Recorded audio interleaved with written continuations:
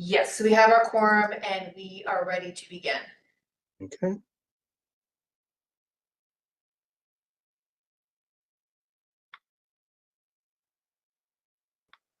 Okay. Good afternoon, everyone, and welcome to the Metropolitan Washington Air Quality Committee meeting for September 25th, 2024. To start off, I'd like to ask members to enter your name and affiliation into the chat box. Staff will use these for attendance. As a reminder, please mute when you're not speaking, and members are encouraged to use the chat function to share in today's meeting. Also, please note that this meeting is being recorded. Interested members of the public will now be given the opportunity to give a brief comments on the air quality related issues. Each commenter will have 3 minutes to address the committee. Right now, we only have Mr. Tad Adler from Cheverly Area Environmental Justice Action Team signed up. Sir, you have the floor. Thank you, Mr. Chairman. Can you hear me?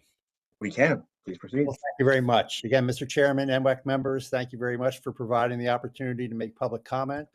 First, I'd like to acknowledge the amazing effort made by the 3 co-chairs of the MWAC Environmental Justice Subcommittee, the MWAC leadership, and the staff for the intense process that's taken place over the past few months.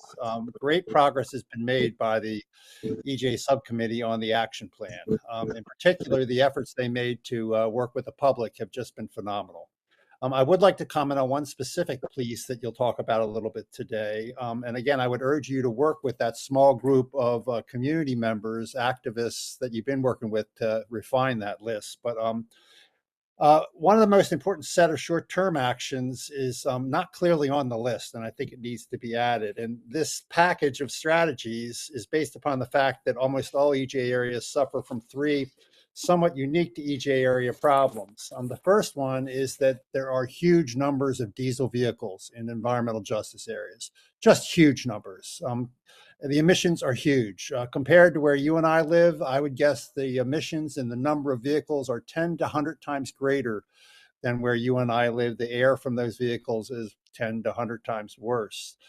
This is actually illegal. Illegal diesel idling is something that can be fixed. And I would encourage MWAC and its members, and particularly its state and county members, to begin to enforce the law in that area. Like illegal idling, the release of toxic fugitive dust is also a huge area in environmental justice areas. Fugitive dust is just dust that settles, that gets picked up by trucks and construction equipment and all sorts of other things and put back into the air. Construction sites, activities, and it's just huge. It's the #1 complaint that you get from environmental justice communities is the dust.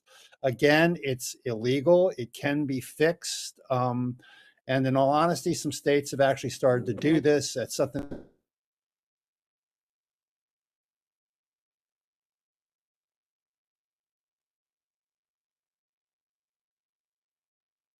every street, everywhere, huge numbers of businesses. And they emit pollutants that are the traditional things that you all talk about, NOx and VOCs, but they also emit toxics and other things that are quite dangerous. And the cumulative exposure from all these stationary sources is critical. Again, the state and local folks who enforce the law for these folks are to a certain extent overwhelmed. They can't keep up. And so in many cases, these sources get overlooked. This is an area that needs to be picked up on and pushed a lot harder.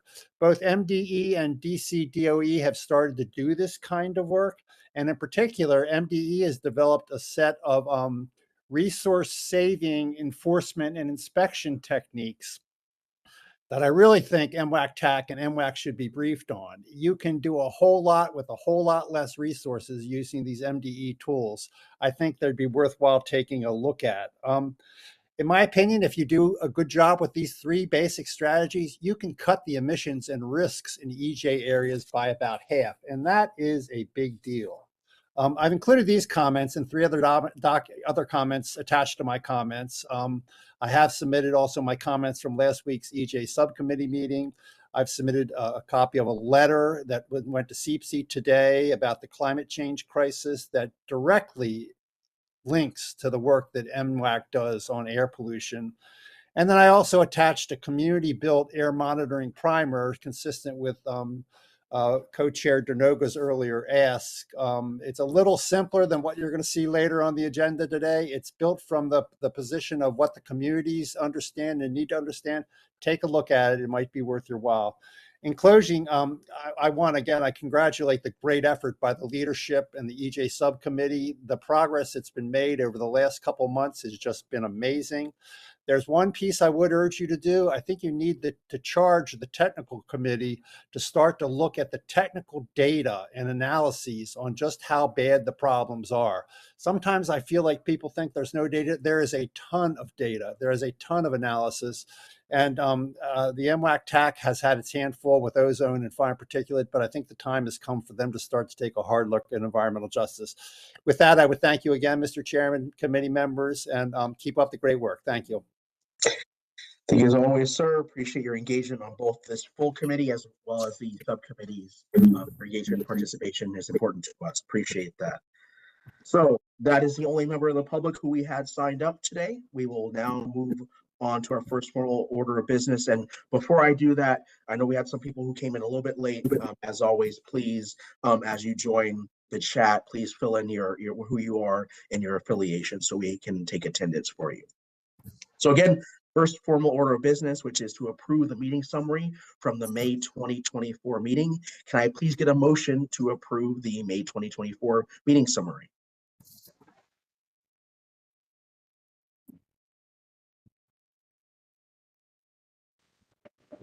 So moved. Thank you. Councilmember Bonds, been moved. Can I get a second, please? Seconded. Thank you. It's been moved and properly seconded. Any discussion? Hearing none. All in favor? Aye. Aye. Aye. All right. Any nays or abstentions?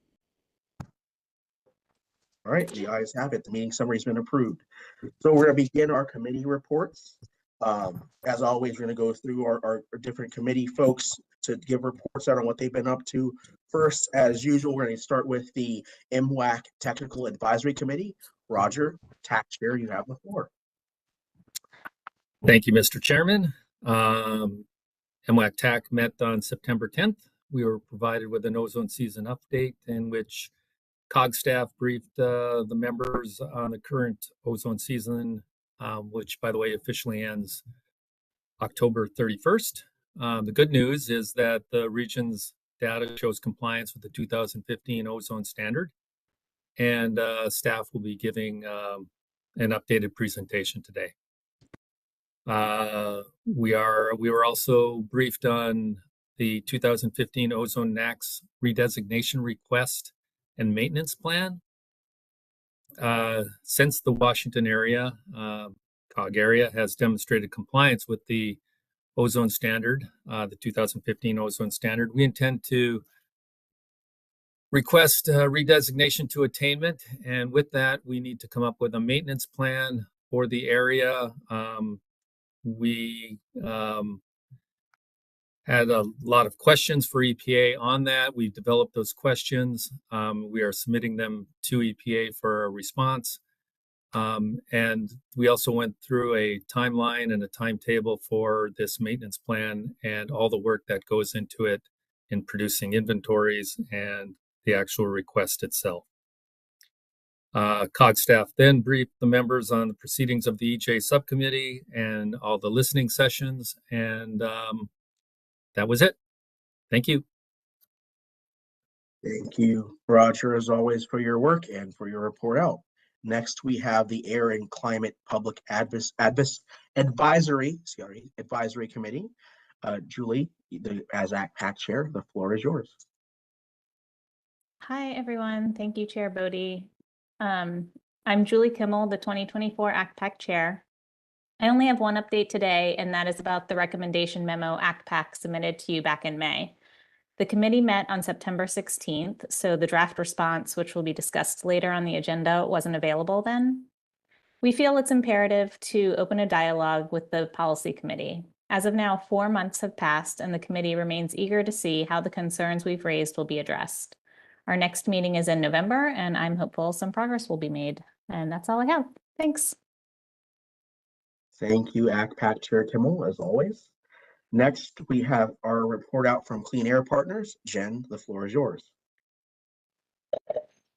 Thank you so much. So Clean Air Partners runs the bulk of its education and outreach campaign during the summer months.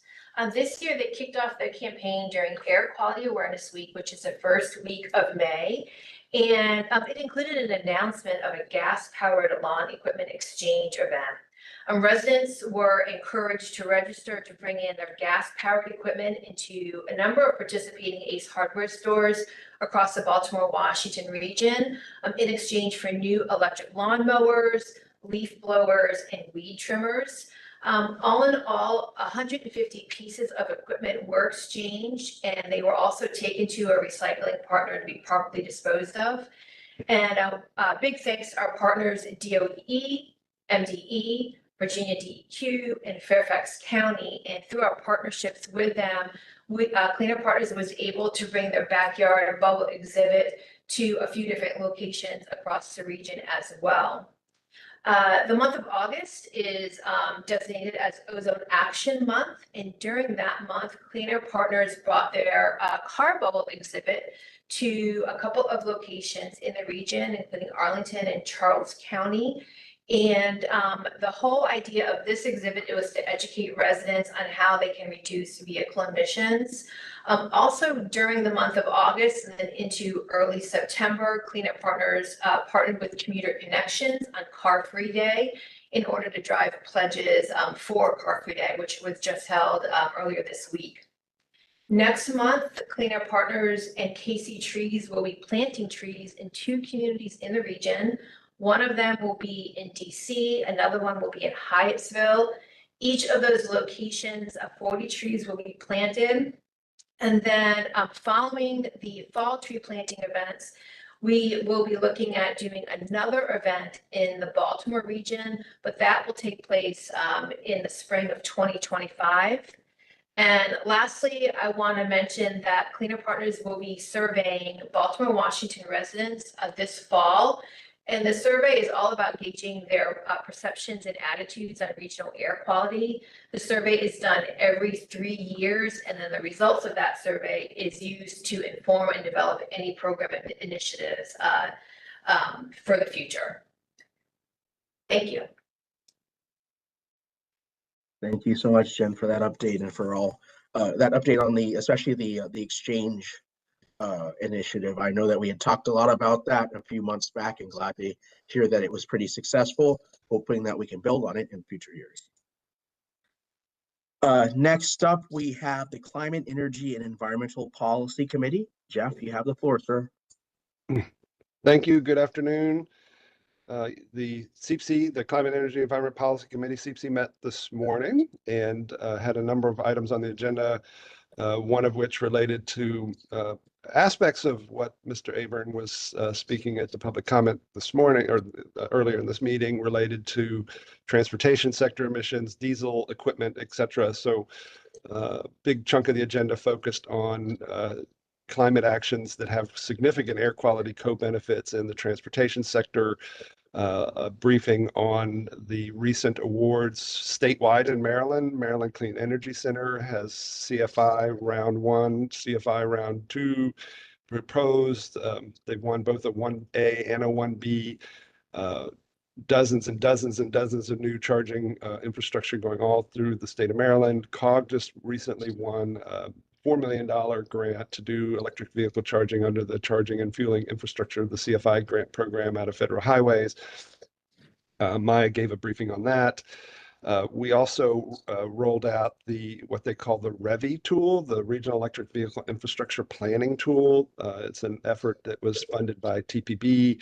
It's a tool that looks region-wide at the census tract level and tries to prioritize where we'd like to see charging. It also, or charging infrastructure, it also lays out estimates of kind of the anticipated penetration of electric vehicles into the light-duty fleet, and based on that projection, how many chargers we would need to service that fleet.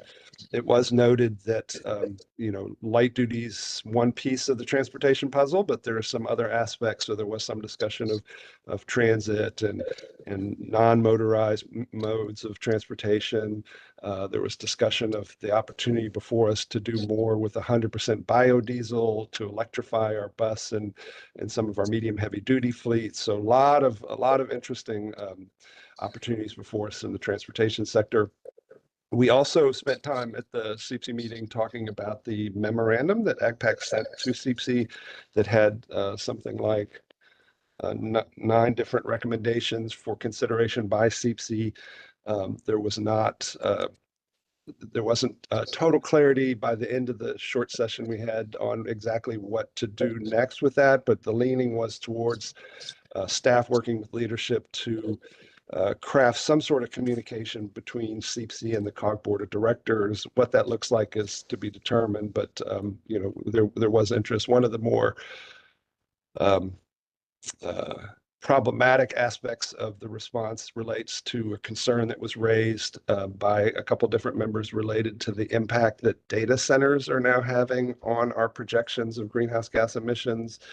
One of the more urgent request in the AgPac memo was for COG to consider adopting new, more aggressive climate targets, particularly trying to harmonize them with some of the local targets that have been adopted around the region.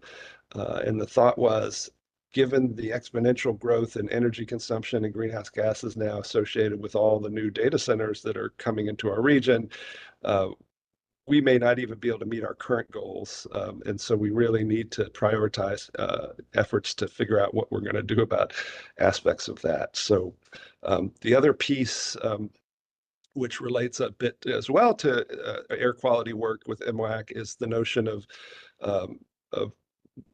not only focusing on mitigation, but starting to do more on adaptation and resilience, even to the point of things like nature-based solutions, green infrastructure, addressing urban heat islands and those types of things, which could have pretty significant EJ and air quality benefits as well. So that pretty much concludes my update. Happy to answer any questions. Thank you, Jeff. That was definitely a packed and heavy update, but I appreciate all the work that's being done on CPC and the other committees. Before we move into local or state updates, do we have any questions for any of the folks that reported out on our committees?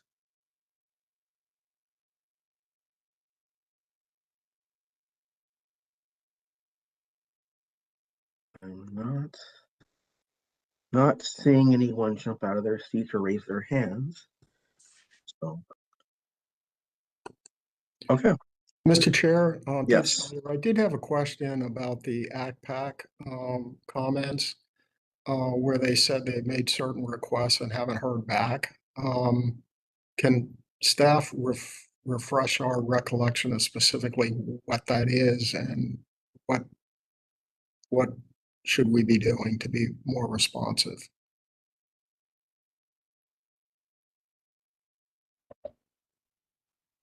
I wasn't sure if Jen was going to respond, but Jen, Jeff, you want to take that one? Yeah, I'm happy to respond. Actually, we have an agenda item on this. Today's meeting will be discussing a response letter. So we have some proposed responses to ACPAC's recommendation. So yes, we will be discussing it today. Yeah, right. Jen, you're presenting on that, if I recall correctly. Is that right? Yes. Okay. Good. I just wanted to make sure that we were responding as quickly as we could to that comment. So thank you. No, thank you, Committee Member Snyder, for highlighting that. Definitely, we don't want folks to be doing good work like ACPAC isn't to feel like they're left out of the lurch. So definitely a good question. Appreciate it. Not seeing anyone else raise their hand. Going to go ahead and close the committee reports section of the meeting and move on to the local and state update. Now is the opportunity for both local and state members to share information on their jurisdictions and state activities. First, let's hear from our local jurisdictions. Do our Maryland members have any updates they'd like to share with the committee?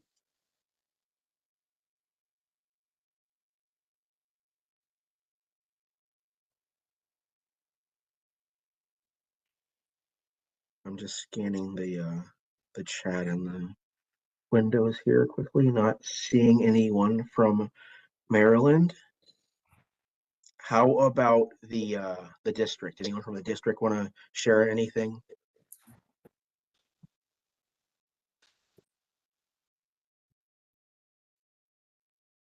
All right, Go ahead, Joseph. go for it. Joseph, do you have a report to share with us? Sorry, I was a little confused because we don't have local members. I thought we were doing local members. We are. Just wanted to see if we had any local folks from DC that wanted to say anything. But once we get to state folks, we can, or agencies, we can get to you. Okay. Virginia, anyone from Virginia have anything to share? I will go last for Virginia. Anyone else from Virginia? Mr. Chairman, this is John Morrill from Fairfax County. Go for it. Thank you. I just wanted to mention to this committee that this past summer, our office in Fairfax mobilized a few other departments to assist with cooling assistance in our community. This, I think, is sometimes it's not a statutory air quality issue per se, but it's absolutely related to air quality. I'm sure we all remember the extreme heat that we had that persisted in June and July. Our office became aware that there were some households in a manufactured home community, also known as mobile home community, where they had no cooling, and in some of those buildings with children, the temperatures exceeded 100 degrees. And so while much of our work focuses on improving energy efficiency, we also have a strong resiliency plan and took steps to take action. So with minimal cost to the government, we worked with just coordinating with other county agencies, part of the community's safety net and also our housing department, and mobilize some of the nonprofit organizations that work in the community.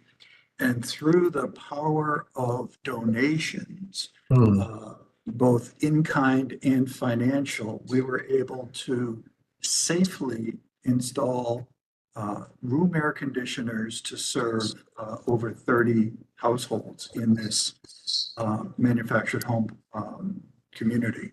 And so while there are federal and state cooling assistance programs, we've learned that a lot of times the criteria are really overly restrictive.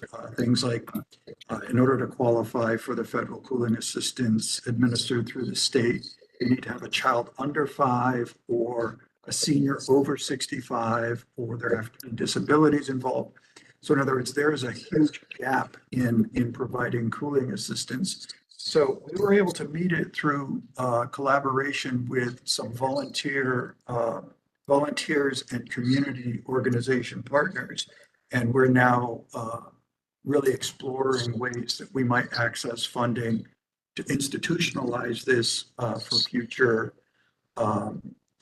years, because it turns out that extreme heat is the #1 weather-related source of deaths or cause of deaths. Surprisingly to me, it's more than extreme cold. Thank you.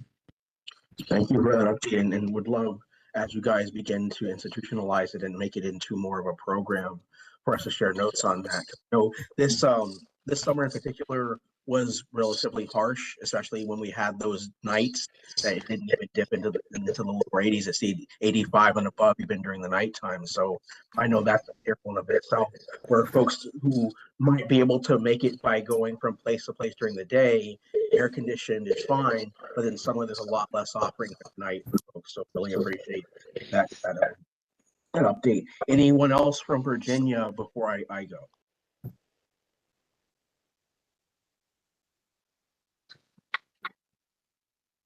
All right, I will go ahead and go last for Virginia.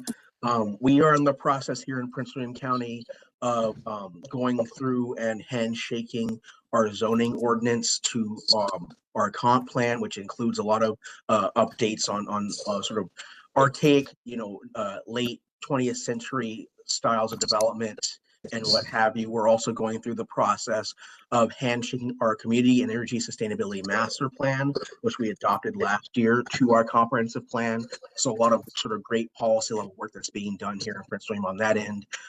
Also, we recently started a conversation about transit pertains not only to our residents and our folks that sort of get around from that perspective, but also our county and school workforces, because of those folks are often left out of those conversations. How are our county and school workforces getting to work? Are there opportunities and gaps to getting them on transit versus jumping into just a single occupancy vehicle? So we're trying to do some things on that end. More to come on that.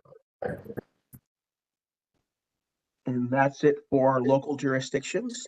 Let's go and move on to our area agencies. I know that, Colin, I think that was you that wanted to jump in earlier. Go ahead and you can start us off from the district. Yes, I'll have Joseph make presentation on behalf of the district. Oh, certainly, Colin. I guess two things I want to point out. One, and we'll probably talk more in detail about it later, but EPA concurred with one of our exceptional event demonstrations for the 2023 ozone season, which is of course really important because we are now considered attaining the 2015 ozone max after having this day removed from consideration that was influenced by the wildfires. We also proposed rulemaking to remove affirmative defense provisions from our Title V regulations and are finalizing those. I think those are the two big updates from the district. Thank you so much. Since we can move on from the district, how about Maryland? Do our Maryland air agencies have any updates? This is Roger Thinnell. I have no updates at this time. I just got back from vacation. Welcome back from vacation. Thanks. Finally, Virginia, DEQ or Yeah, any thank other air you, agencies? Mr. Chairman. This is Tom Ballou from Virginia DEQ. We don't have any updates at the moment as well. All right, short and sweet. Appreciate it. All right.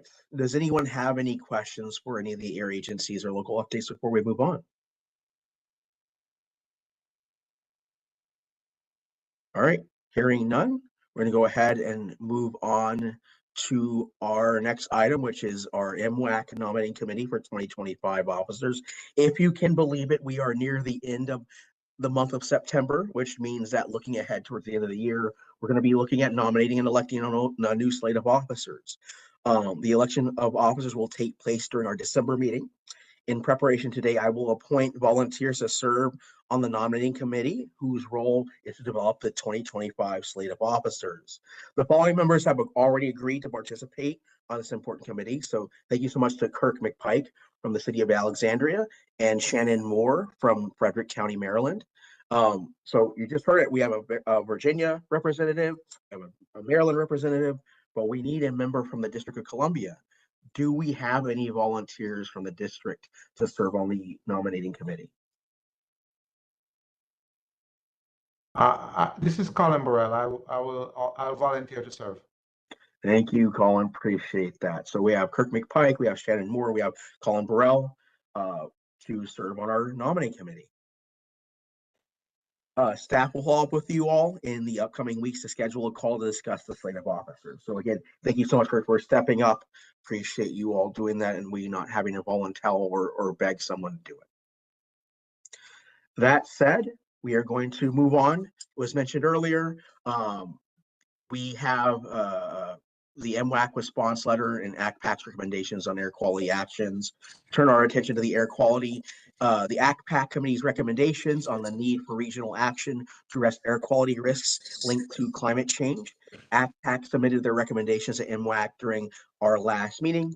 The direction of the executive committee, the TAC, was asked to review the recommendations and prepare a response for MWAC's consideration. I'd like to thank ACPAC for the recommendations. We always appreciate and value your input and all the work you guys do into these recommendations. I also like to thank the task for reviewing the recommendations and preparing a proposed response.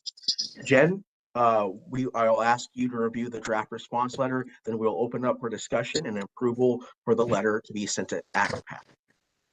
Great, thank you so much. And I hope everybody can see the letter on the screen. Just let us know if we need to zoom in a little bit more. So the recommendation. So in ACPAC's memo, it included 4 recommendations to MWAC. So I'm going to go over what each of the recommendations are and then the proposed response from ACPAC. So the first recommendation is that MWAC should account for potential impacts of climate change, including smog promoting heat waves and exceptional pollution sources such as wildfires in its planning, and then lead the region's local governments in reducing pollutant emissions to sufficiently offset those impacts. So the proposed response is, and I'm not going to read through this whole thing, I just want to give you all just kind of a highlight of this. Proposed responses from MWAC on this recommendation include that there are limited local actions that can be taken to mitigate the impacts of wildfires on local particle levels, and that during these events that the levels that are generated are so high that even after removing all man-made emissions to zero, that the region would almost certainly still have exceedances. The good news is that we are meeting the national standards. However, that MWAC will advocate for federal policies that do support measures to mitigate the effects of wildfire risks. We also note in the proposed response that climate change can cause warmer temperatures, but also noting that very high temperatures are no longer having as much of an impact on ozone levels as they previously had. And then, of course, that we are currently in compliance of the ozone standard. However, MWAC will continue to monitor this information, and also if EPA lowers the standard, and if we need to submit an attainment plan, MWAC would consider a new set of emission reduction measures at that time. The second recommendation, I'm sorry everyone, my voice is a little scratchy. Okay, the second recommendation is that MWAC should work harder. MWAC should work harder to alleviate air pollution hotspots that harm the health of environmental justice communities, and that MWAC should do more to monitor air pollution in these communities and provide more effective alerts and early warnings.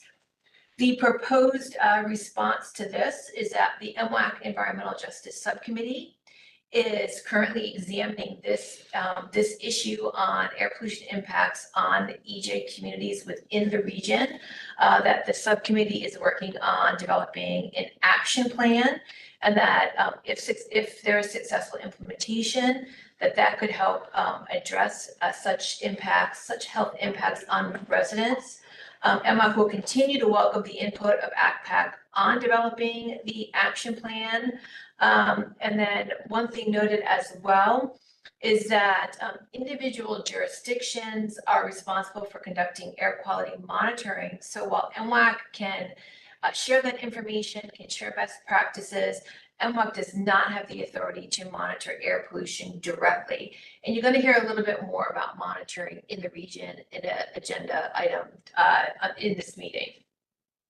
Third recommendation from ACPAC is this is related to regional land use planning and permitting, that should be considered and addressed the impacts of proposed projects on the ability to achieve climate, air quality, and justice and equity goals. The proposed response to this is that local governments in the region have the authority over land use planning and zoning, and that any decisions about local land use policy is outside of the purview of MWAC. However, we do note in here that this issue has been identified as a key concern as part of the public input for the MWAC Environmental Justice Subcommittee as part of the development of the action plan, and that MWAC will look forward to any recommendations that come out of that for a possible approach moving forward. And lastly, the fourth recommendation is that MWAC needs to continuously track the impacts of wildfires and other external factors on air quality, and then make adjustments in its work as necessary to protect public health. And the proposed response to this recommendation is that MWAC recognizes the importance of tracking the impacts of wildfires and other factors on air quality. There are a group of air quality forecasters made up from experts from the state air agencies and COG. They have been issuing warnings through a variety of mechanisms, health warnings through a variety of mechanisms, and have also been educating the public about wildfires and the impacts on air quality and public health, and they will continue to do so in the future. So that is a quick summary of all of the recommendations and the proposed responses. So I will turn this back over to Chair Bodie for discussion. Sure. Thank you so much, Jen. And again, thank you so much to TAC for reviewing the recommendations, preparing these responses. Are there any questions or discussion points or proposed changes to the response letter?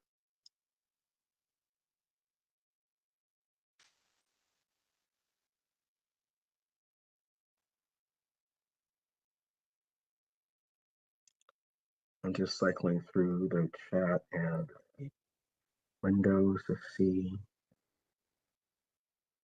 All right, Councilmember Bonds, I see you raise your hand. You have the floor.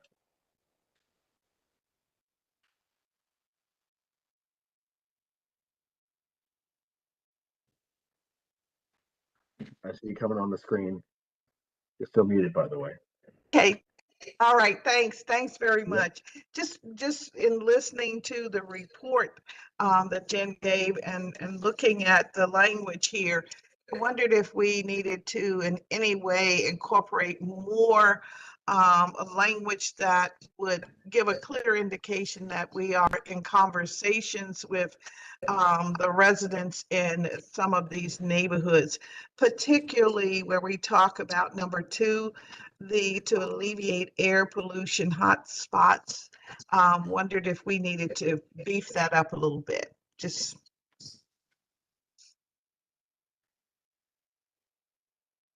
And I guess that's a question to the whole group. Yeah, so just looking to Jen and to staff, we could be a little more pointed in the language, considering that, yes, those conversations are being had at the street level, especially with the EJ subcommittee, which is, I know who we're sort of leaning on the most to sort of lead those conversations. Can we shorten the language a little bit to Councilmember Bond's point? Yes, we can. Appreciate it. Thank you. Thank you, Councilmember Bonds. That was a great idea. Any other questions, comments, areas of feedback or concern with the response? I am not seeing, oh, yeah, I'm not seeing any other hands being raised. All I will say is maybe in the section on number 3, when it comes to planning, is, yeah, absolutely, so local governments, we have the authority over land use planning and zoning. This is about local land use policy or outside the purview of MWAC. I would also maybe have us consider adding that, especially as it pertains to Virginia, as a Dillon rule state, local jurisdictions can only impose so much restrictions on our zoning. as per given to us by the General Assembly. So maybe adding a reminder that at least in Virginia, not only it's outside the purview or of MWAC, but local governments do have some restrictions as pertains to the Dillon rule.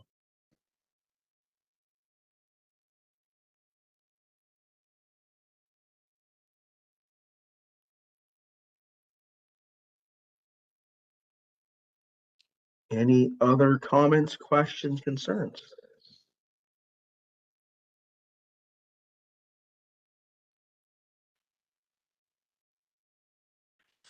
All right, and I know, Jen, that you wanted to get direction from us as in the form of a motion and a past resolution for this.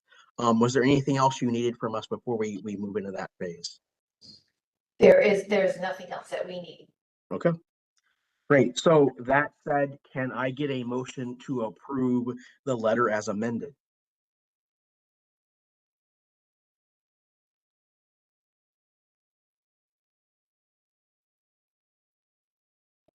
Snyder moves, if that's useful. Appreciate that, Mr. Snyder. As always, do I have a second? A second. Is moved and properly seconded. Thank you, Councilmember Bond. Do we have any other discussion? Hearing none, all in favor of passing the letter as amended, please indicate by saying aye. Aye. Aye. Aye. All right, any opposed or abstentions? Hearing none, the ayes carry it. The letter as amended has been approved. Thank you so much, everyone. And Jen, you have your direction. Thank you. Next, we will move on to the EJ subcommittee and action plan. We'll receive an update on the EJ work. As you are all well aware, MWAC will be developing an EJ action plan this year. The EJ subcommittee, with the assistance of AECOM, is leading this initiative. Councilmember Snyder, who is our EJ subcommittee chair, will provide an update on this important work.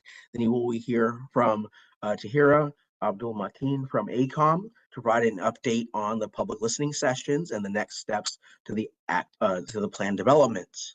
Dave, the floor is now yours. Sure. Well, thanks very much. First of all, I want to thank everyone, our co-chairs, who have been very active in this work. Frankly, it's one of the more intensive work streams that I've seen us engage in for some time. So I think that there's been a huge amount of work done by the elected officials, but perhaps more importantly, a huge amount of work done by COG staff and our consultants. But I want to take a special notice of the active engagement of the public. We've done several things, and for me, it's been a personal learning experience as well as a general opportunity to serve. We're learning how to improve our communications and outreach during our meetings. There's an opportunity at the beginning, an opportunity to respond at the end. So even in the way we conduct meetings, I think it's been a learning experience and a very positive one. Second area is the degree to which we've had really amazingly helpful input from the public so far and how much we need that input in the future. Third, we'll hear more from our retained consultants about the various listening sessions that again are part and parcel of our outreach. The whole idea here is not just a top-down exercise, but rather an exercise that starts with the people in the communities themselves, as well as our view from this committee representing various state and local institutions. So the progress that we've made so far has been in gathering information, in learning, in providing a pretty near draft of the problem and the overall goal for the group, because definitions are important everywhere, but in an area like this where there's so much sort of views about things and so much passion that finding something we can actually do to make a difference has been something that we've all been engaged in from the beginning. And so I think we've got a pretty good definition of the problem. And that's where we're sort of making some discrete progress and gathering a lot of data and a lot of information using our consultants. So I'll turn it over to COG staff, maybe to take it from here. I may have a few additional comments later on, but I really want to end where I'm beginning. This has been a really remarkable exercise so far. We've been focused, we've been gathering a lot of good information. We've experimented with new ways to incorporate the views of the public. And I'm convinced we're going to come up at the end of the day with some useful things that we can do under existing legislative authority in our various jurisdictions. And then something that will include potentially a list of where we need additional legislative authority to assist in improving, especially the air quality and environmental justice areas, but improving the air quality overall. And I think there is definitely a synergism between the two. So I'll turn it over to COG staff if they had some additional thoughts, and then I know we want to hear from our retained consultants. Jeff, Jen, comments? Sure. Thanks, Chair Snyder. My update here is that, you know, we, as you mentioned, we did have quite a learning experience, and really pleased that we finally kind of seem to have cracked the nut on how to do better on our public engagement. So really appreciate that. You know, one of the things we landed on recently as part of our subcommittee work is the clarity on the problem definition, and the root being a health concern for the citizens in these communities. A lot of discussion about that it's not, the community shouldn't be carrying the burden here, that it needs to be a partnership and government has a role. So I'm happy that we've made it through that problem definition phase. We are now at the point, exciting to me to see, where we're looking at what are the strategies and actions and measures to prioritize, and really good input today from Mr. Aburn on the issue of, you know, diesel vehicles. And we're, you know, clearly definitely want to include that. It's a big, important initiative for us for sure. And there's, you know, a few tools we have in our toolbox and some others we might need to advocate at the federal level for, but yeah, a lot of work to do in the next couple months on the strategies and actions. So looking forward to rolling our sleeves up and doing that. Jen, did you want to add anything, or Sunil?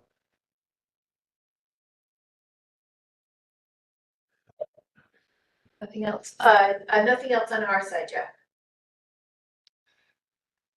So I would just invite any comments from our co-chairs at all, and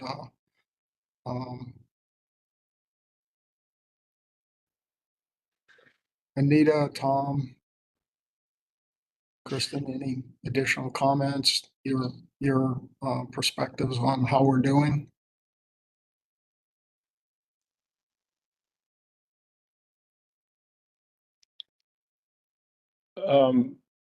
I'll just chip in. I think you covered it really well, and I think things are moving very well. And we've one of the key things that we accomplished was the public outreach and public engagement, and we've had a lot of that. And that was something that was a concern at the beginning. So I just want to make note of that. But I'm not a co-chair, but I've been an instigator. So I think the co-chairs are doing a great job, as is staff. Anita or Kristen? Anything?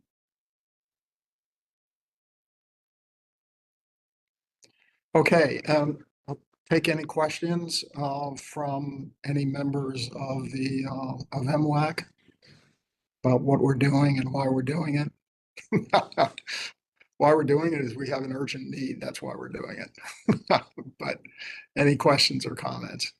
Yeah, Dave, I have a question on how you got Mr. Aburn actually say something really nice about you guys for a change, and got him to say something great.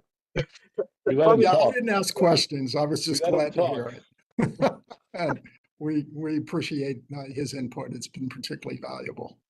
No, yeah, joking aside, I just wanted to highlight that because I know that Mr. Abraham in particular has always been engaged, definitely holds folks accountable when he feels like we're falling short of what you all should be doing.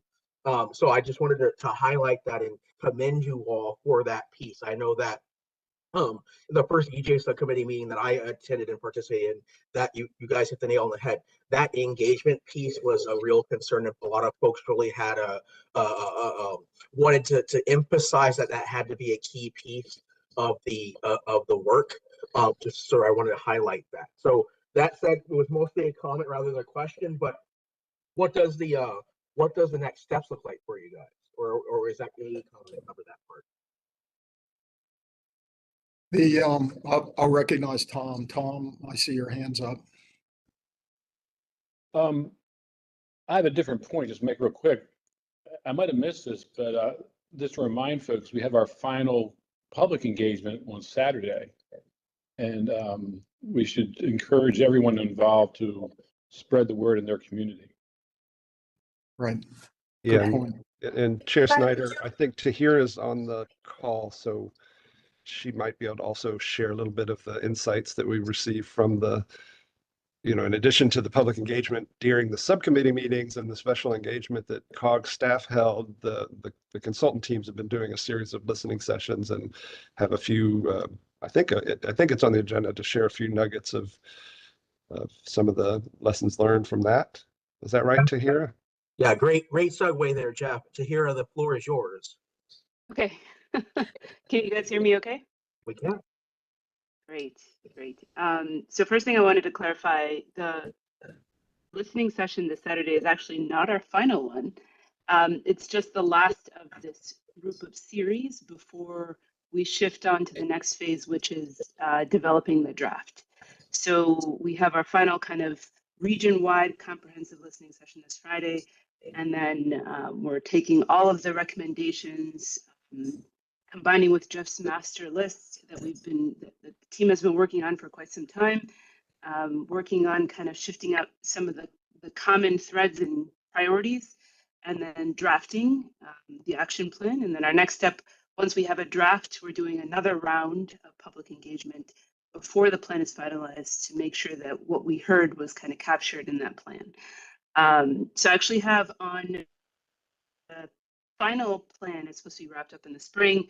Our goal is to have the draft plan later this fall towards the November-ish timeframe. And I also have on the line Charles from Equitable Cities. He and his team worked with us to prepare just a summary of high-level points of what we heard, some of the trends where we reached out to, who attended, all of that. Charles, are you on the line?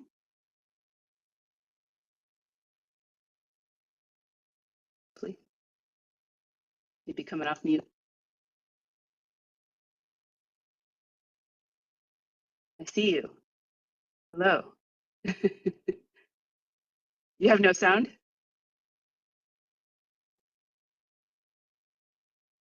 Your mic is on mute, by the way. I think I can try to. Oh, maybe it's like you don't have control. Yes, thank you, Tara. I didn't have control. They've given me control. Thank you for that. Good afternoon, everyone. I'm Charles T. Brown. I'm with Equitable Cities, and following up on what you've heard, I'm going to share at a high level some of the things that we've heard from the general public. My hope is that this works this time in terms of screen sharing. Let's see. Tahira, maybe you could share your screen if you could pull it up, or no? No? All right, so this never tends to work on my end in terms of the screen sharing. But what I'm gonna do, let's see, maybe this is the right window. Let's try this one. Charles, this is Janet Gog. Oh, no, you got it. That's okay. We've got it. Janet, you steered into working. Okay. All right, let's see. Do you all see it now? Yes. Okay, I think it's cut off a bit, but we'll work with it. So again, what I want to do is share, we've had to date 4 different meetings with the public, including various stakeholders throughout the various regions. What I'm sharing here today is going to be the feedback from the first 3.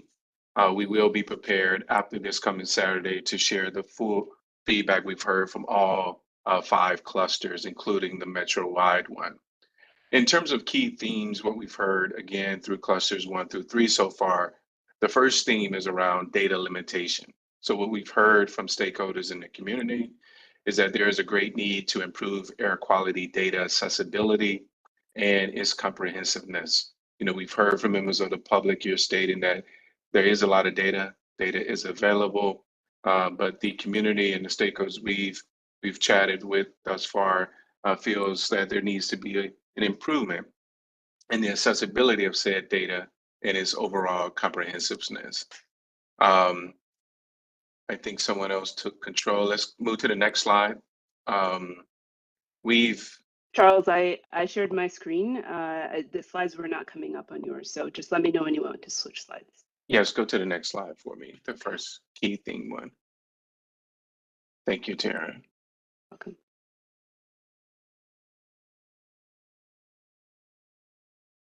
Keep going for me, right there. All right, so again, the first point was around data limitation. We wanted to improve. They're asking that there be an improvement in air quality, data accessibility, and comprehensiveness. The second piece is a need to address health and air quality overlaps in Reddick, as well as in terms of planning.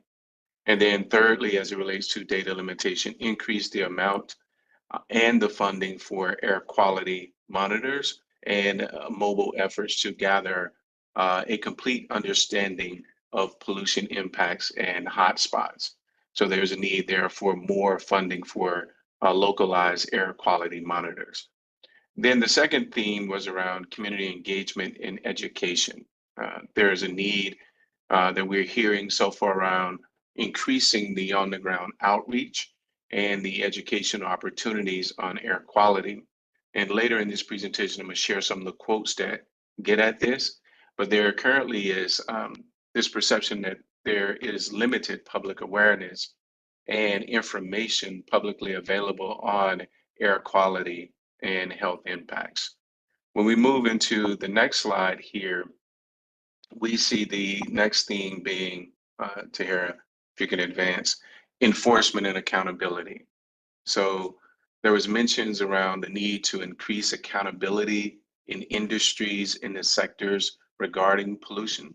So as you think about those industries and sectors that are contributing most to pollution, there's a request for more accountability around that. There's also emphasis placed on the long-term benefits of addressing air quality simply versus the cost of inaction. People feel as if we should be, as part of that public outreach and education, discussing the long-term benefits of addressing this air quality. And then there's this perceived inadequate enforcement of the air quality regulations, and this is specific to the marginalized areas. Lastly, the theme is around the equitable actions for air quality. There are the needs and concerns of disadvantaged populations they feel are not being heard. And as a result of this action plan should prioritize projects in the most impacted areas, being those marginalized areas. As we move on to the next slide here are a series of quotes, or one last thing here, green transportation.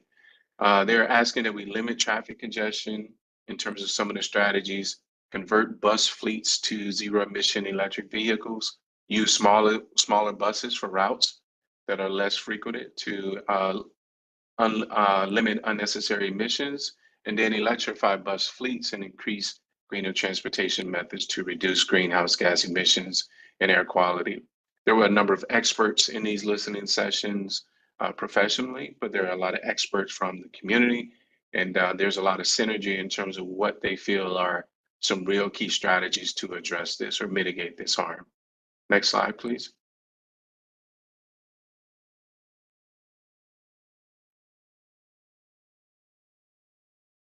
And then we have the intergovernmental relations. So under Dillon's rule, local governments in VA and Maryland are often limited in what they can achieve regarding stricter building codes and air quality initiatives.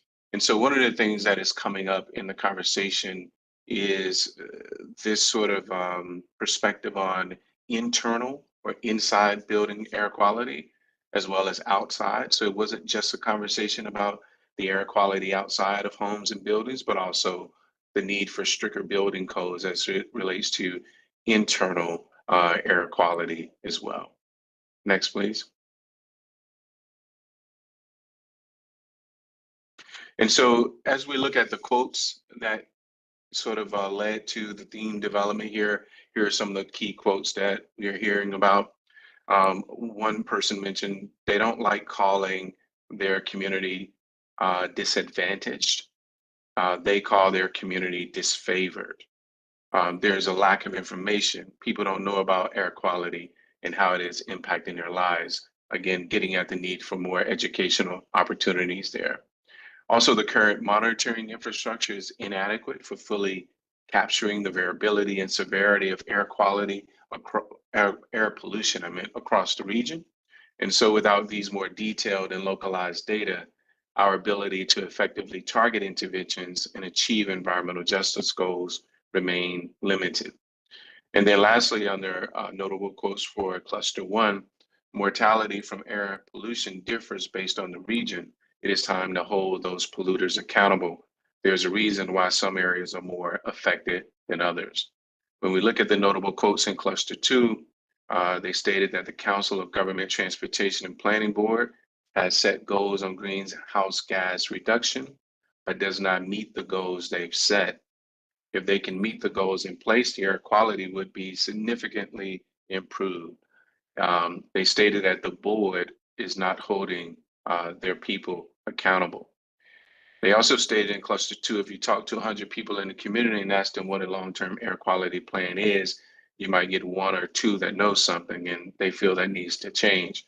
And lastly here, the people who are most affected or least likely to show up at meetings, like the ones we had or other meetings such as these, and they felt that we need to do more because we need to hear their voices too. Next. So to close out in terms of notable quotes in cluster 3, there was a conversation or comment that if we're trying to improve air quality in Arlington, it really has to come from the legislature and the governor in terms of legislation. Because if the Arlington County locality wanted to, for example, make stricter building codes, we're not allowed to do that. And then lastly, we have a lot of areas that do not have enough of the tree canopy and have too much pavement and non-permeable pavement. So those are the things that we've heard thus far in these listening sessions. I want to see if you have another slide. If not, I can take questions on that. Thank you, Terry. All right, any questions for Charles or Tahira?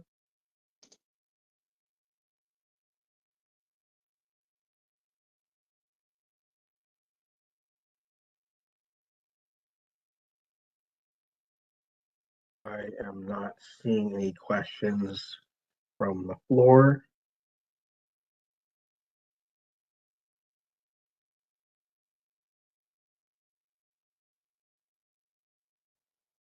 I am seeing feedback from Kristen Weaver, though, from Greenbelt, saying that the version of this on the MWAC meeting page has the headers garbled, although main text is fine, may have been an issue with the fonts when exporting to PDF. So just a note for staff on that.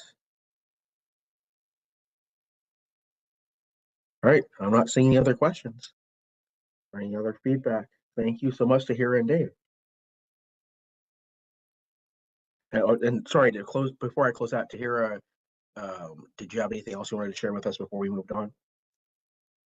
Nope, I think I am all set. The only thing I would mention, a couple of trends that came up in the conversation that we addressed with the EJ subcommittee was just the thing about indoor air versus outdoor air and kind of the limitations and refocusing mostly on outdoor air. And then the other one was we heard the conversation come up about the intersection and greenhouse gas mitigation as well as air quality. So it was interesting to see the some of the MWAC discussions in the letter today addressing that, and I look forward to incorporating kind of those findings in our action plan. And that I'm all set. Awesome. Thank you so much, Tahira. And Dave, thank you so much for the report out earlier in your section, as well as your co-chairs or else on the EJ subcommittee. So seeing there's no more questions, we're going to move on to air quality monitoring in the Washington region. During our May meeting, members requested information on the region's air quality monitors, including the types of monitors, entities responsible for monitoring, and which pollutants are measured. COG staff and the state air agency monitoring experts are here today to provide this information to the committee, answer any monitoring questions you may have. There is also a detailed memo on the meeting page with additional information. I will ask Anil Kumar to kick off this discussion, introduce the state air agency staff with us today. Thank you, Mr. Chair. For this particular presentation, we have invited monitoring staff from 3 state agencies of District of Columbia, Maryland, and Virginia to give a presentation on the monitoring efforts that's going on in their jurisdictions. We have also, specifically, we have asked staff from Maryland and the district to talk about regulatory and community monitoring. And this staff will also be, we also invited staff from Virginia DEQ to kind of answer any questions you may have for them. So just to give you some background and context about about this presentation, if you could recall, MWAC members had asked staff in the May meeting to respond to a number of questions related to different aspects of monitoring in the Washington region. Specifically, those questions related to which entity is responsible for selection of monitoring sites in the region? What are the pollutants being measured by those pollutants? The monitors. What is the process for adding any new monitor? And do the public comments that are received on this issue refer to the same air pollutants that's in the CP attainment analysis, or are they different? And does MWAC have the option of measuring additional pollutants? So to respond to that, the staff has prepared a detailed memo that kind of give a very detailed description of the different aspects of monitoring, the purpose, the location of monitors, different types of monitors, costs, and everything. And that memo was discussed by the MWAC Technical Advisory Committee in its July meeting. And that memo is also up on the MWAC meeting web page for this particular meeting. And you could refer to that if you want. However, we also thought that it would be good to have to hear all the monitoring efforts in different jurisdictions in this area from the monitoring expert who do this work on a day-to-day basis. So we have invited Mr. Ryan Orwell from MDE to talk about regulatory monitoring in Maryland. We also invited Joseph Jakuta from DOE, who will be talking about the community monitoring efforts in the District of Columbia. And we also have Mr. Chuck Turner from Virginia DEQ, who will be responding to any questions you may have. Once the presentations are done, we'll be open the floor for any questions. So with that, I'm asking Mr. Ryan Orwell to give his presentation, and let me share the screen for his PowerPoint. Can you hear me? Yes, we can hear you. Okay, great. Well, thank you, Sunil. Thank you for having me today and allowing me to talk about our regulatory network. Once again, my name is Ryan Orwell. I'm with the Maryland Department of the Environment's Air Monitoring Program. And we can jump to the next slide, please.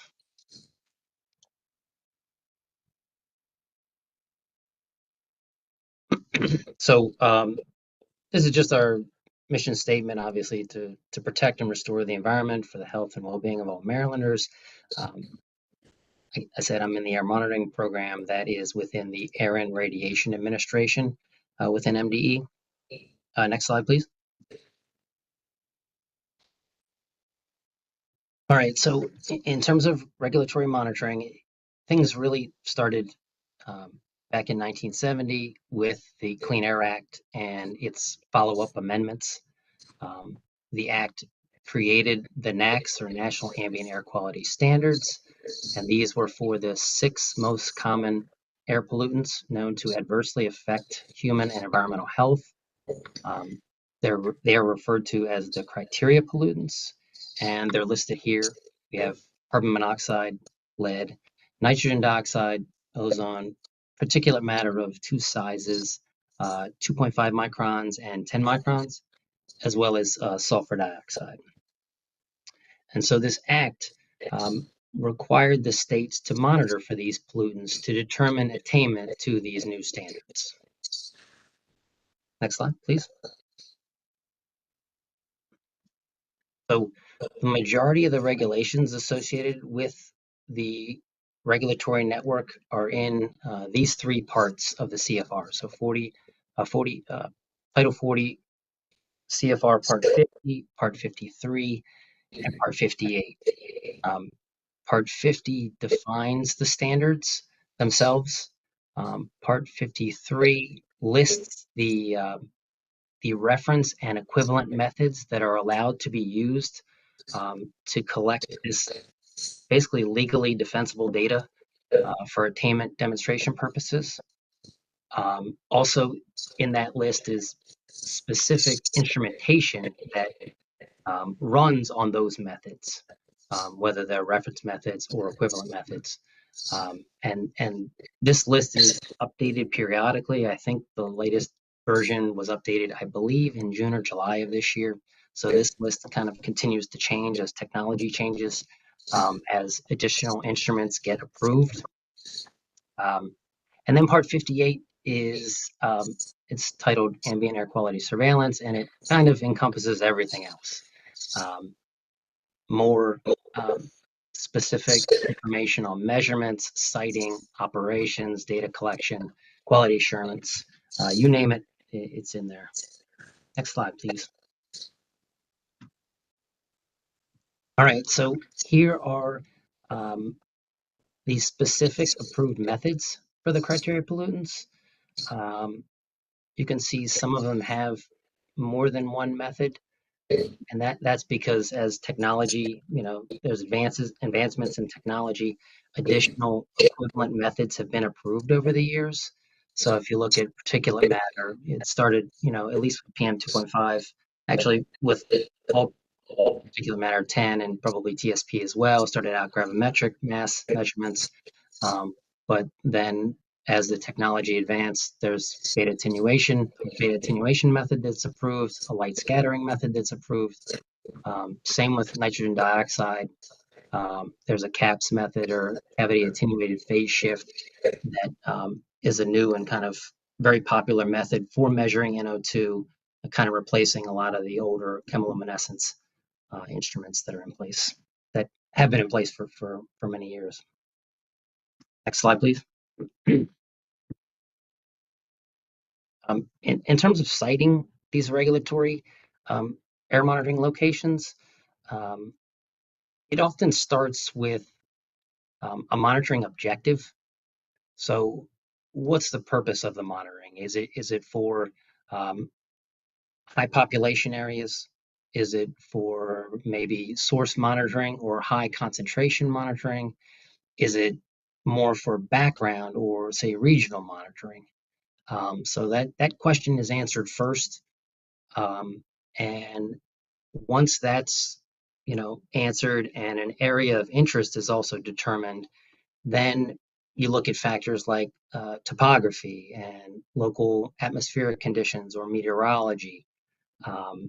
You look at factors such as proximity to trees, roadways, location of nearby sources, and then even drilling down even further, into details like, is the site accessible? Can a site operator drive up to this particular site? Is there adequate security?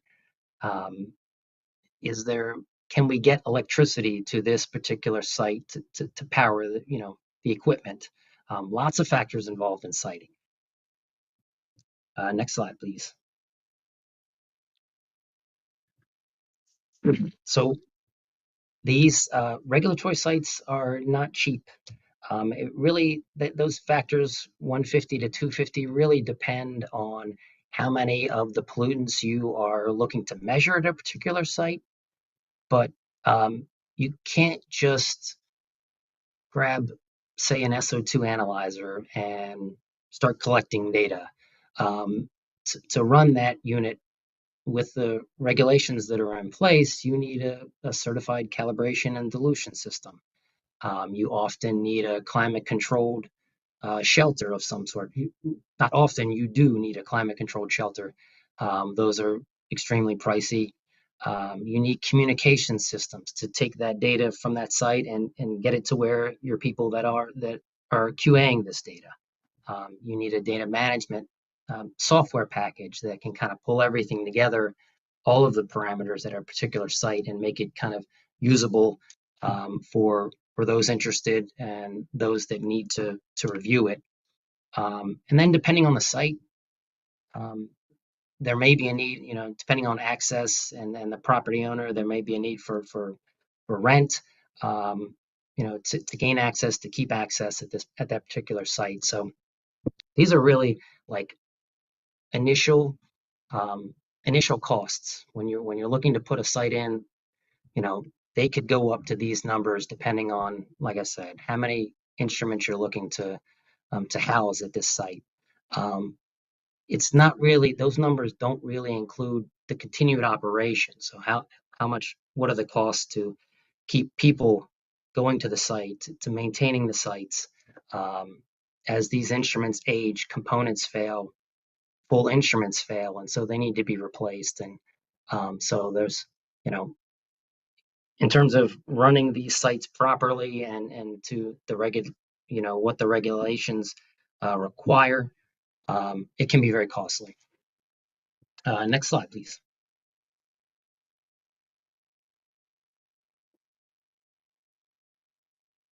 So here's a look at our current regulatory network in Maryland.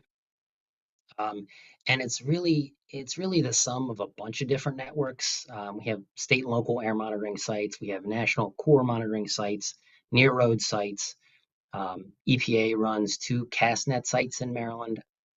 We have several PAM sites, chemical speciation sites, even have a few special project sites on the lower eastern shore there in blue, where we've partnered with the University of Maryland Eastern Shore, and we're assisting them in running ammonia and particulate matter monitors at those 3 locations in and around CAFOs, animal feeding operations on the lower shore.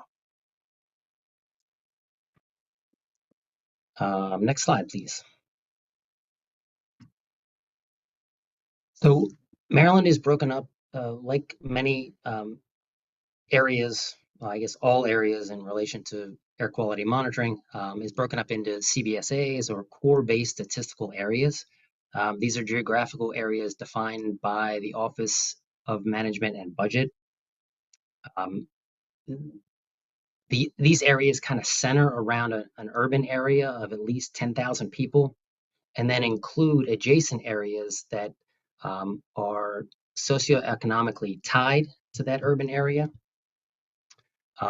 And then within each one of these areas, there are a minimum requirements for the number of monitors of each criteria pollutant, based on, for the most part, population and actual measured concentrations in relation to the NAAQS. Currently, Maryland meets or exceeds the number of required sites for all criteria pollutants within these CBSAs or MSAs, metropolitan statistical areas. Next slide, please.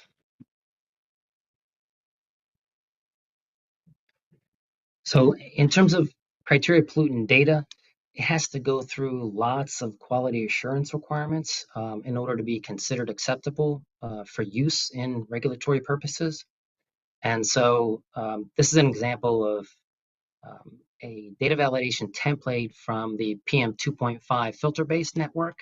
And this is 1 page of 5 for this one parameter. And these templates include critical operational and systematic criteria that need to be followed. And I've kind of popped out 3 examples here just to kind of show you how closely the activities around these filters and operating these instruments are tracked and scrutinized. Next slide, please.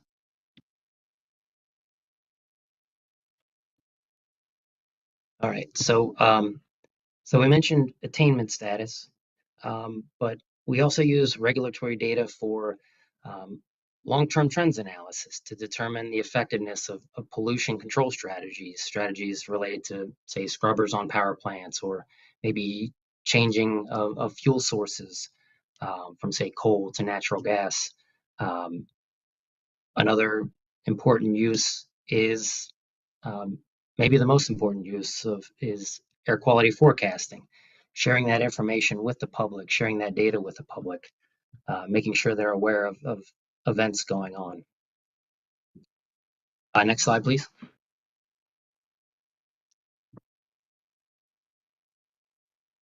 So in terms of trends, here's a look at the last approximately 20 years.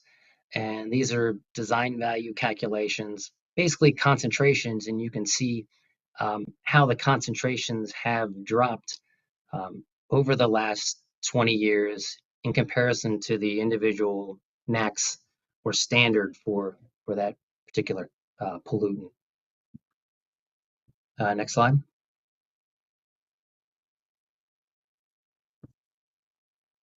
And then lastly, just an example of how a regulatory network with its consistency of rules and methods can help track even historic air quality events in real time across far distances to help keep the public aware and as safe as possible during these events. This is obviously last summer with the wildfire smoke coming in.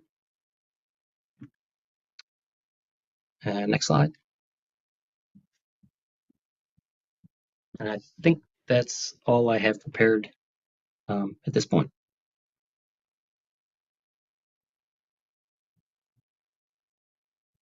All right, thank you so much. Do we have any questions before we move on?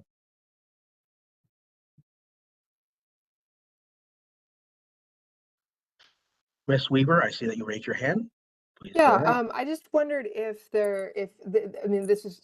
was focused on the ground monitoring stations, but I wondered if you incorporated any remote sensing data, and if not, would you be interested in doing so? Yeah, I just kind of focused on the regulatory network here, but remote sensing, satellite data, use of LiDARs. We have 3 upper air profilers. We use a lot of that data, particularly with our air quality forecasters and our air quality analysts, to try to, obviously predict events before they happen, but also to do post-mortem analysis on, say, ozone days where we had exceedances and that sort of thing. Yes, we use all of it. Sounds good. Thanks. Thank you for the question. Anyone else before we move on to the other agencies? Seeing none, Sunil, did you want to queue up the next agency? Mr. Next presentation we have from Joseph Jakuta from UAE, and let me pull the. I think Councilmember Bonds has her hand raised before we move on. Councilmember Bonds. Thank you very much. I'm so sorry. I tried to find the right button to push before we turned away. But I did want to just ask a question about securing these locations. Do you find that there's any need for it, like fencing with a locked gate or any of that? Because it just seems to me, I know in the city, if we put things in place anywhere in neighborhood, we want to make sure that it has some duration there and it's not, tampered with. So just wondered about that. Yes, definitely. Security is a big issue. It really depends on where you are. We have fencing and fencing at almost every one of our sites. Our sites are locked. The ladders are locked. The outside gates on the fence are locked. If somebody wants to get into them, they can still climb on top of the shelter and throw equipment off the top. We've had, instances of vandalism, over my, last 20 years or so. Occasionally, it's not too bad, but definitely it's something to consider when choosing the sites. And you just have to do the best you can to try to protect it. You want it to be visible, but almost invisible at the same time. You want people to be nearby, but sometimes if there's too many people, it'll catch the attention of somebody, and something will happen. But yes, we use fencing. We lock everything. Everything is bolted down. But and for the most part, we've had good success with that. But you never know. It's you never know if a couple kids are bored and they want to get into hop the fence and goof around with the site. It's going to happen. So you just try to prepare as best you can. Thank you very much. Thanks. Sure.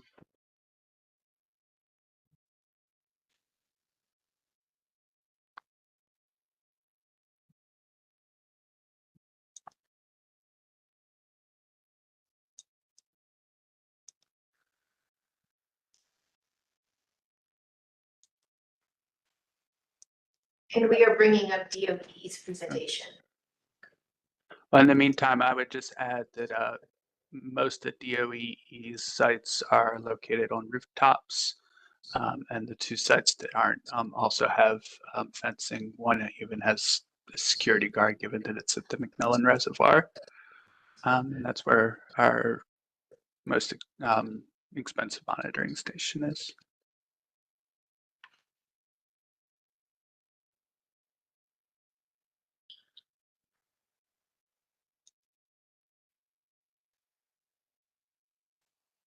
Okay. Can you put it in the slideshow mode?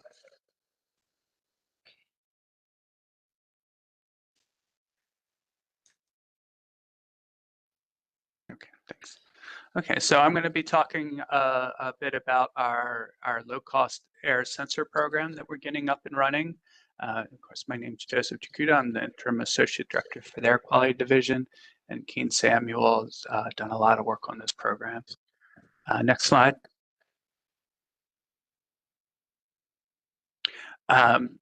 Just to ground everyone, this is what our regulatory monitoring network looks like. We have 6 regulatory monitors, 4 of which are in disfavored communities or overburdened communities based on the CGES tool. We measure particular matter at almost all of them. And then obviously I mentioned that our McMillan site is our flagship monitor with a lot of measurements. We do have a very robust network in DC, but as we talked about, there come high cost of installing and maintaining these monitors. There's only limited places where they can be placed due to security and other issues. And as a result, we don't have them everywhere. So this program is about trying to fill in some of the gaps. Next slide. So here's sort of a compare and contrast of the two types of monitors. On the left, we have our federal grade monitors. As said, they're expensive, they operate for a long time, they have very high accuracy. So there's some good things that come with them. The low-cost sensors, by contrast, we can move them, which is good. They're less expensive and they're easier to access through computer systems, but they're less accurate and they have a shorter operating lifetime. So they do come with that downside. Next slide. We've been testing a variety of different sensors. I think the purple arrows is probably the one most people are familiar with. These are probably the lower end of these low-cost sensors that are installable. We've also been testing clarity nodes. We have two of those. We have two of those out in the field. One by Benning Road and one right on the border off of Eastern Avenue with Maryland. We've also been testing handheld sensors. We're not going to talk as much about them, but we do use those for community events. And we've been starting to test some more some additional technologies, MWAQC and the Purple Air. We're also, because we have all these different types of sensors, they all don't use the same format. So and they're all in different mapping systems. So we're also building a Shiny app to collect the data from all the sensors and put it in one place. Another thing is we're working with a community air advisory board to help develop recommendations for how that mapping tool should look and how we can place some of these sensors in the public. Overall, though, when we get all of our purchases done, we're probably going to have close to 100 sensors out in the field. Next slide. I wanted to talk a little bit about the importance of testing these, though. So these are the clarity nodes. So this is sort of a step above. These communicate with the cell network, so they're more flexible for placing. They're probably they're more in the $2,000 range compared to the Purple Airs that are in the $200 range. But we do need to look at the accuracy of the data. So you can see if you look at just the raw data on the left, the sensors are over sampling what the actual air pollution levels are compared to what's at our Macmillan monitor. But one thing these companies do is they have correction factors to try and adjust the data. And you'll see, except if you're looking right around July 4th, and we'll zoom in on that, I think, in the next slide, once these data are corrected, they tend to, especially this clarity node, tends to perform pretty reasonably for PM. Next slide. So here's how things look though during that really high period during the wildfires. You'll see that the corrected data is actually, unfortunately, the measurements are much more below what our federal reference monitor was measuring than the uncorrected data. So there's this problem with relying on the algorithms to correct the data, which is one of the main reasons why we can't use this in terms of federal regulatory decision making. But it still provides us valuable information, and we can still see from the data the trends throughout the day, highs and lows, and start to get good information. Next slide. I also want to show you the Purple Airs in the same fashion, because we've been testing those too. And as you'll see, if you're looking at just the raw data, the accuracy is not very good. But with the correction factors, which is especially important in DC, because these, though I guess this is winter data, but in the summer we have high humidity, and that the particulate matters are light sensitive data sensors. We really have to be cognizant of correcting the data. But that's also something we got to keep in mind. If someone installs one of these right out of the box and isn't versed in using the correction factors, they're going to think that the air pollution in their community or in their house is much worse than it actually is, because the sensors are, again, they can provide us some insights, but they do have their limitations. Next slide.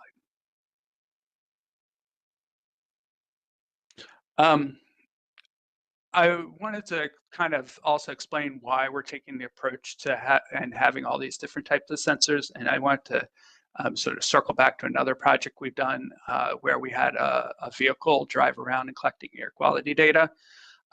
One good thing about that project was it was multi-pollutant. We had PM, we had black carbon, we had NOx, we had ozone, all being collected. And you can kind of see from these two pictures why that's important to really diagnosing what's going on with air pollution. So on the left, you'll see this community, Buzzer Point, has high levels of particulate matter.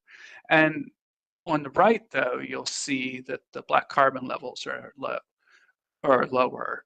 This is important because sometimes you'll see high particulate matter and it's associated with diesel pollution, and that's going to involve different solutions and different awarenesses for the community than if it's, like in this case, it's more dust-centric. Also, it's also, of course, something we need to reduce, but it's going to be a different answer. And so that if we are to just rely on the purple air sensors, we don't think we would have a good enough picture of what's really causing the pollution problems in communities. So that's why we want to take this multi-pollutant approach of using both purple airs and clarity nodes or QuantAQs that can measure multiple pollutants and get a better answer for what's going on. Next slide.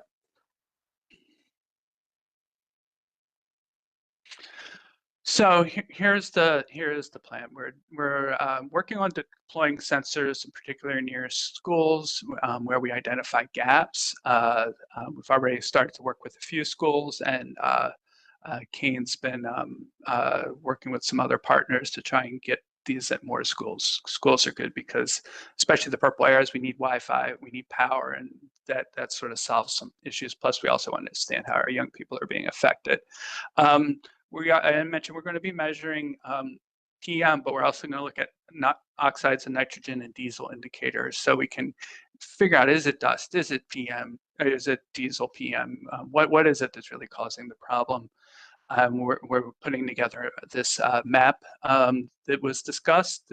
We've been trying to look at other maps like in Washington State and California to model it off F.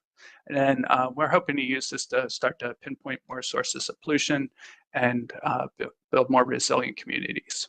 Next slide.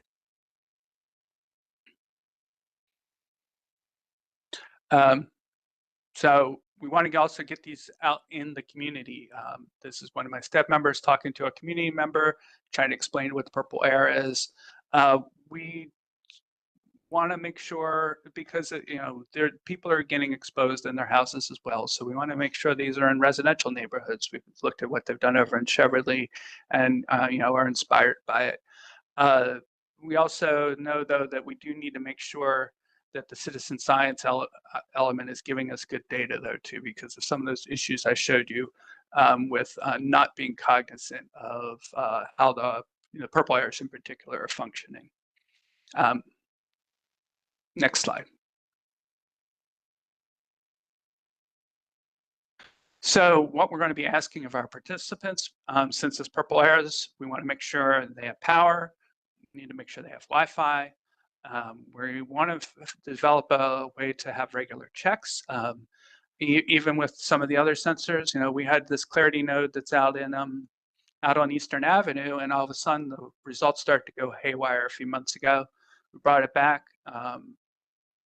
Kane opened it up, tried to figure out what was going on. A spider jumped out. Spider built a web in there. And all of a sudden, that's why we were getting crazy high particulate matter readings. It wasn't actually that the pollution was bad, it's that a spider was in there. So we need to make sure these are being maintained so we're getting scientifically sound data.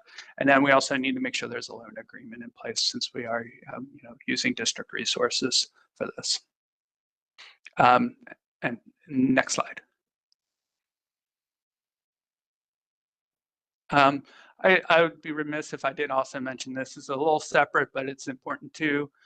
We're also expanding our ACLIMA study right now. We're expanding from the 2.26 square miles and 5 census tracts that we did last year, and are covering pretty much half of the district, mostly in overburdened and underserved communities. And we want to answer some additional questions, especially understanding what the pollution looks like in these communities that are being added, because we don't have this, we want to build more relationships and understand what's going on there, but we don't always have all the relationships with everyone in every census tract. So having some of this data, I think, will help. Plus, it's going to help us with placing low-cost sensors, because we'll have a better idea of what hotspots could be in order to, because if we have 100 sensors, we still are limited in where we can place them. It's more than 6, but it's not, we would, to blanket the district in the low-cost sensors, we need more than 100 as well. Next slide. And so I guess we kind of hit on a lot of this. We want to have enhanced coverage of what's going on, understand what's going on locally, especially if there's any sources of pollution that we need to pay attention to and resolve. And then also empower residents to both be involved in the citizen science and also to make decisions to protect their health. Next slide. And send us a message if you have any questions. Thank you. Thank you so much. Did anyone have any questions for folks or at DOE?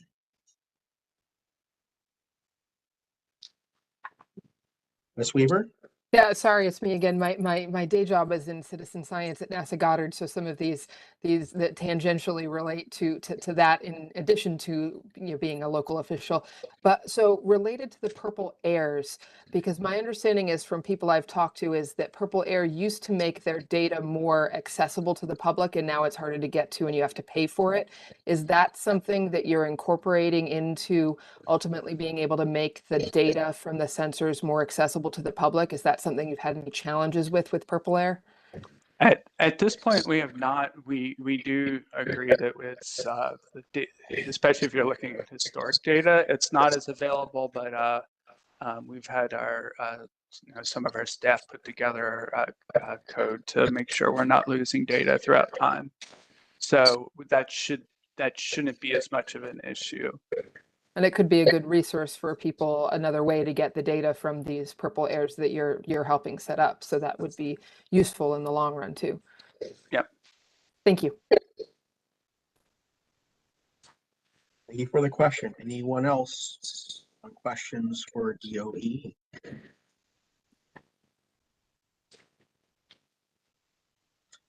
Not seeing any hands or anyone jump out.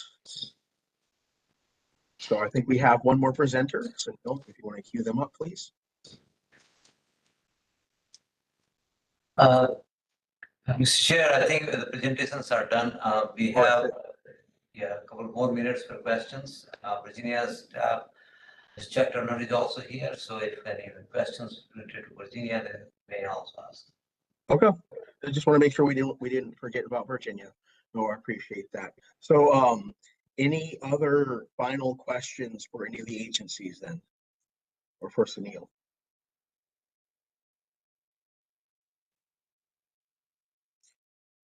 And Ms. Weaver, your hand is still up. Is that from your previous question? Just want to make sure we don't skip you. Yeah, sorry, just didn't put it down. No worries. We'll make sure. Okay. Not seeing anyone else. That will wrap up that part of the discussion.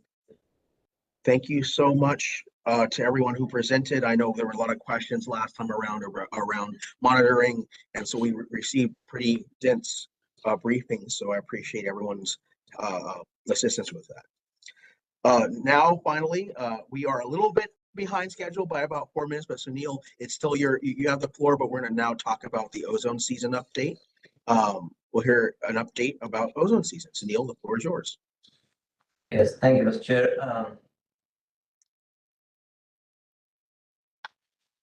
we'll talk about the air quality data that we have seen in this ozone season, which typically lasts from March 1st to October 31, but most of the high ozone events occur during peak summer months, and sometimes in April, but most commonly in May, June, July, and August. So what you're seeing here is some numbers from March 1st to August 31st. And as you can see, there are quite a few greens, some yellows, and about 7 oranges. Those orange numbers indicate exceedance of the ozone standard, and they occurred in May, June, July, and August. The highest was in August, on August 1st at 80 parts per billion. The rest were all below them. So the exceedances were pretty much scattered throughout the ozone season. This chart shows you the trend in the ozone exceedance numbers going back to the late 90s through this year. You can see not only reduced the number of total ozone exceedances, which are shown in the top of each of the bars here, but also we reduced the number of code orange, red, and purple, a lot of them. As you can see, we didn't see any code purple after 2012. And even in code orange, you can see there is barely one in some few years. But overall, we have seen pretty big drop from the numbers where we're in late 90s. And now this year we saw 7 oranges, and last year was, there was quite an abnormal year with the emissions from the wildfires coming as far as Canada and impacting the air quality this year. This year, there were some fires, but not much this year, so we didn't see as much impact this year. So we ended up at 7 of them.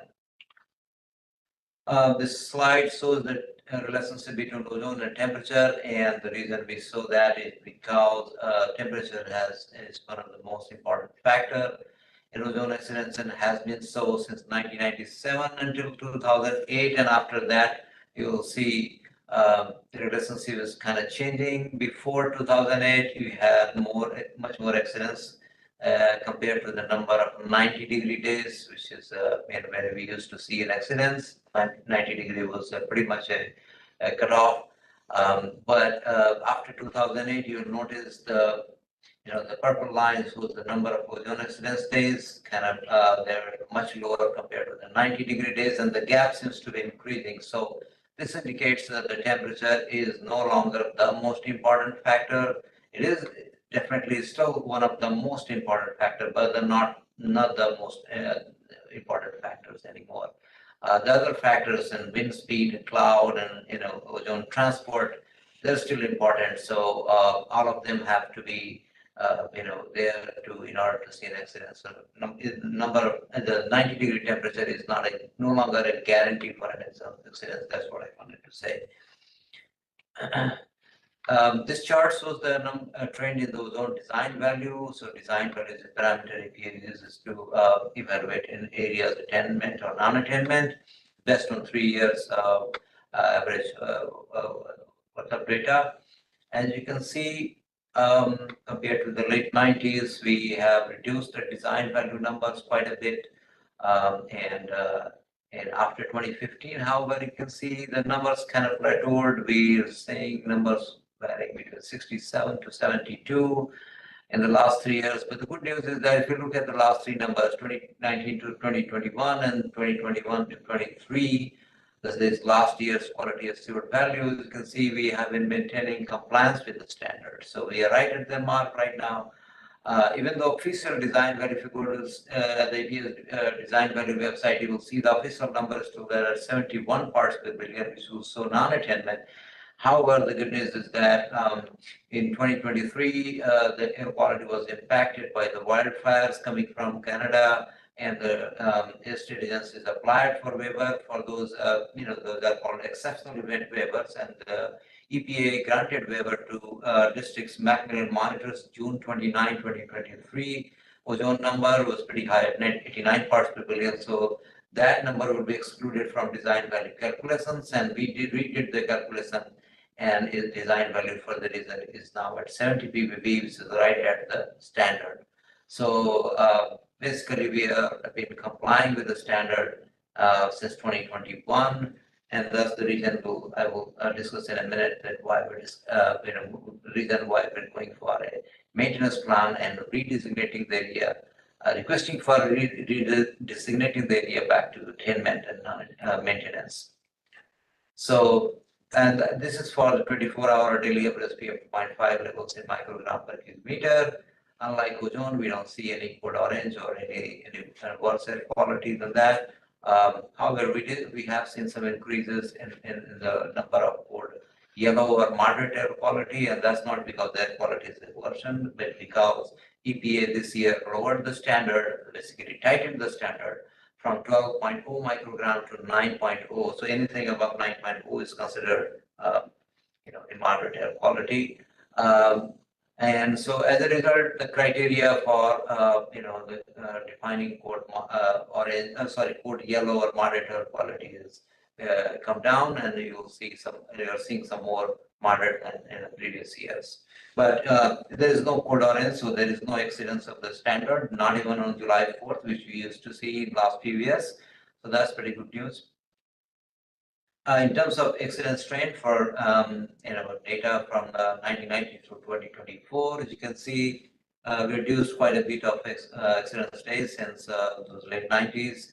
And there are quite a few years in the last 14 years or so. You can see we didn't have any single exceedances.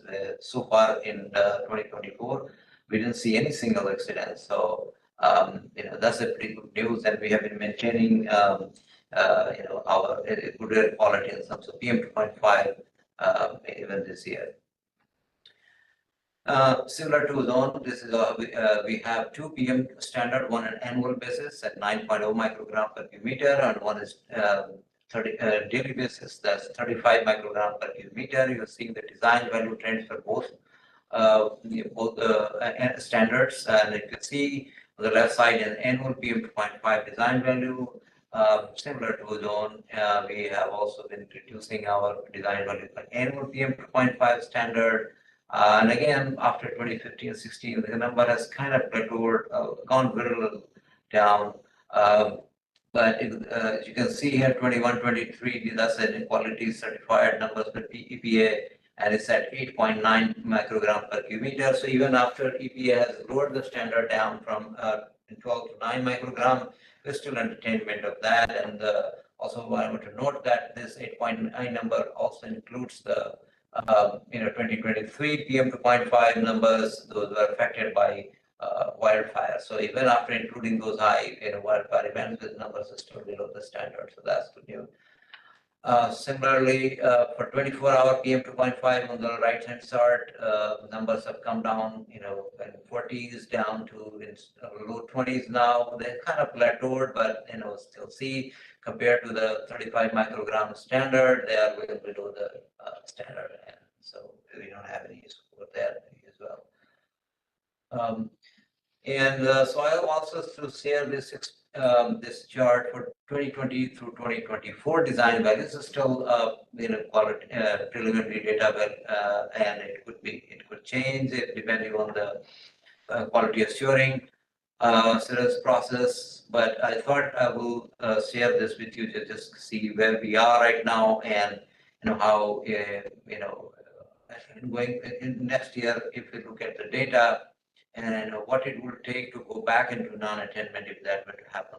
So I pulled the top four monitors here, and I have also the middle column shows the draft design value for 2022 to 2024, in parts per billion.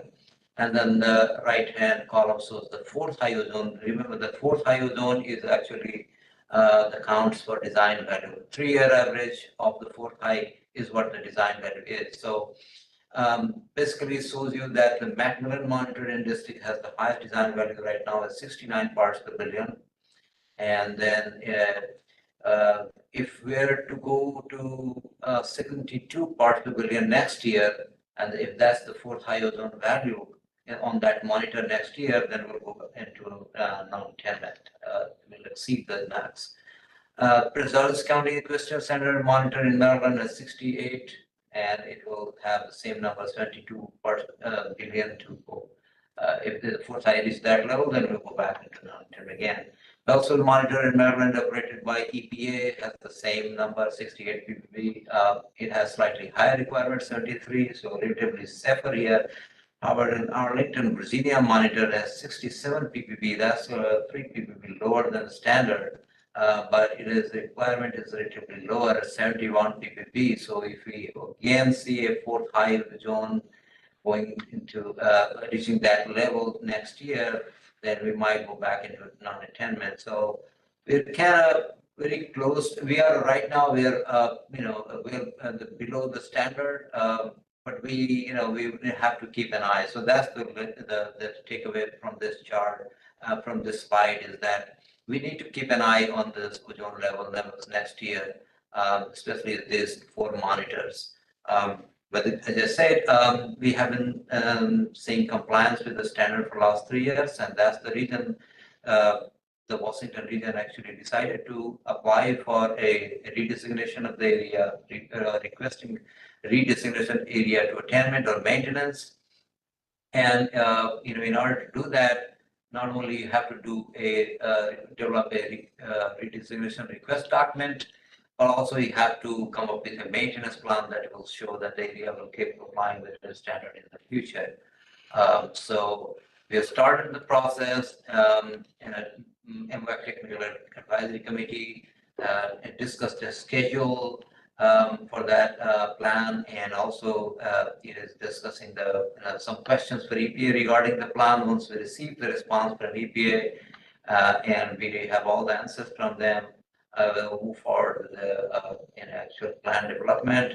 And at that point, we'll also intend to share the plan development details as well as the schedule with the committee in December meeting. That's all I have, and happy to take any questions. Thank you, Mr. Kumar. Snyder, I already see you have up, so Dave, you have the floor.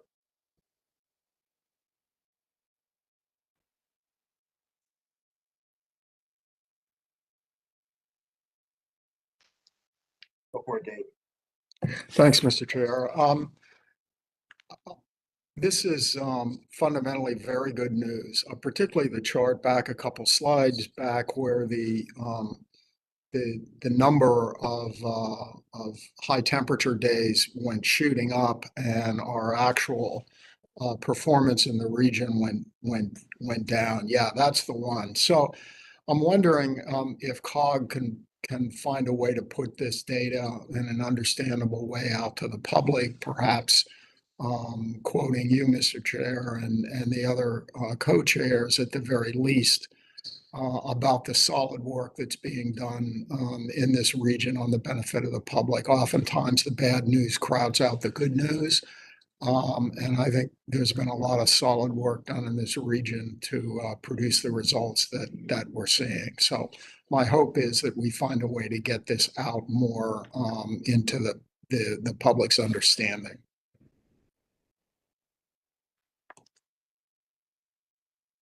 Great.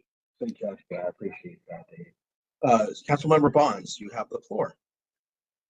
Yes, thank you. I just wanted to join Mr. Snyder in saying, I guess, thank you to all of us who have worked on these goals, and for us to enjoy it enough that, as you say, Mr. Snyder, we need to get it out to the public. They need to know that we're making headways and that we are addressing climate change. And so, and I just want to thank Mr. Kumar for providing this is very good news in my opinion for our region. So I'm one of those that always brings up the issue of the Nationals Airport. And I know that there are others in the region, and I know how that is treated, but and therefore we have a limited ability really to deal with air quality in our community, in our metropolitan area. So this is excellent news. So thank you very much for the report, and I hope that we can get it out. Thank you.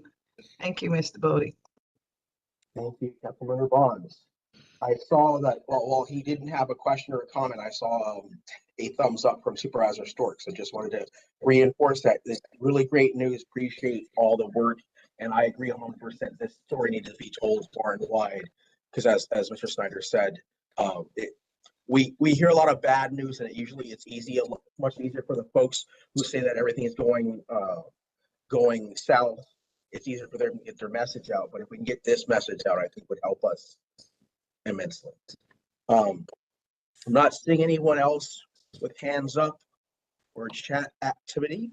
So I think, Mr. Kumar, that will finalize and conclude your part of the agenda. Thank you so much for all your work and your reports. That said, that was our last item on the agenda. We're 5 minutes late, but can I get a motion to adjourn? Snyder moves adjournment. Can I get a second? Stork seconds. Thank you. All right.